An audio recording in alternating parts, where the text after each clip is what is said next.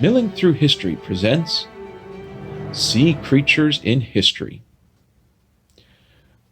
When we think of sea creatures, oftentimes our imaginations might run away with us as we think about large creatures like whales or sea turtles or octopuses as being something that would be able to capsize ships and do great deals of damage.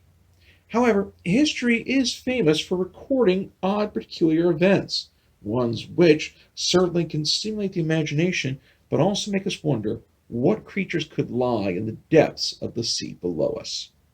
And so we look at some of these famed creatures and start to see that when sailors bring back tales of stories of these mysterious creatures, there is a great deal to consider, but they do make for fascinating tales that inspire the imagination. Our first tale occurs on May the 9th, 1830, at St. Helena Island, when the Rob Roy is sailing across the Atlantic Ocean and the captain and crew spotted something swimming along with them.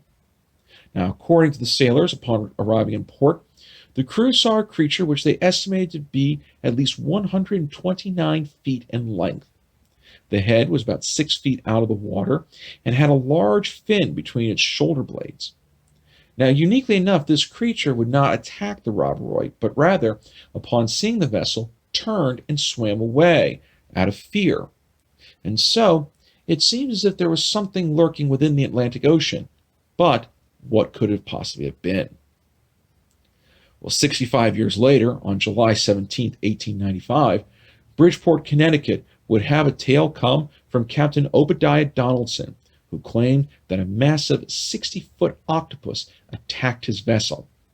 Now, fate would seemingly be on his side, as a pod of porpoises swam to the rescue and killed the monster. Now, a 100-foot-long tentacle was cut off of the monster and brought back to Bridgeport as proof of the attack. Now, scientists, upon hearing of this tale, have discredited the possibility that it was actually an octopus which attacked him.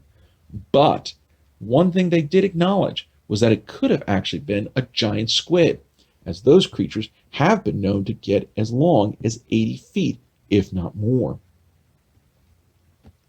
On May the 2nd, 1933, Scotland would have its own creature come in, but this one would undeniably be the most famous of them all. The location? Loch Ness. Now, the Inverness Courier published an account which would forever change the world. John Mackay and his wife were driving along Loch Ness and spotted something in the water. The initial report mentioned a creature which was the size of a whale with two humps submerging into the water.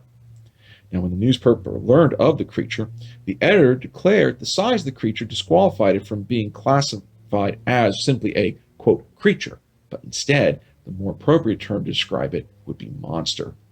As a result, the Inverness Courier would publish the account of seeing the Loch Ness monster.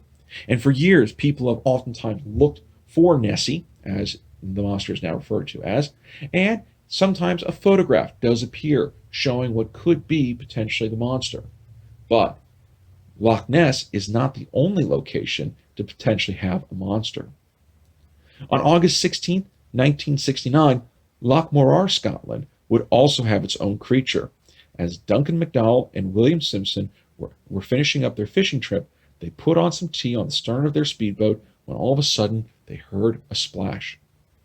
When they looked up, they saw a huge beast that measured 30 feet in length and 4 feet wide, with a head that was at least 2 feet wide and was shaped like a snake. The creature had 3 humps and brown, dirty skin.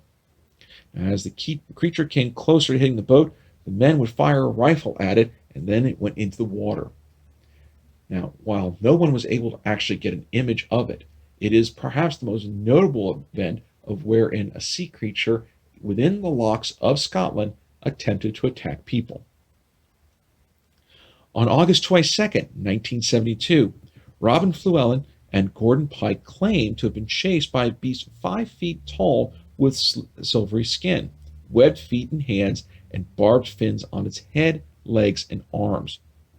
According to Robin, the scratches on his hands came from the barbs itself. Now, the Mounties were so impressed with the sincerity of the story, they began a search for the creature, but never found any trace of it.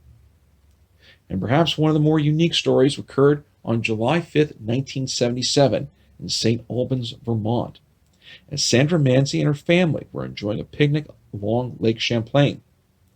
While the children were in the water, Sandra noticed something emerging from the water itself, and the creature immediately prompted Sandra and her fiance to grab the kids and get away from the water.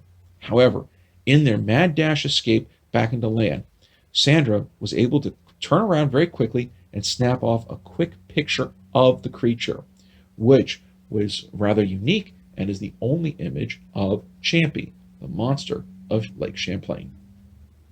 And while these sea creatures may inspire you to want to go out and looking for them, it is always important to remember, have your cameras ready, but at the same time, always be ready to run away to safety.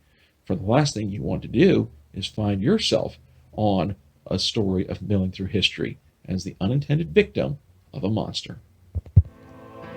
For more information, please consider these suggested titles. Be sure to click on the left-hand side of the screen to subscribe to our show, and on the right-hand side for our latest episode. And we will see you again for the next episode of Milling Through History.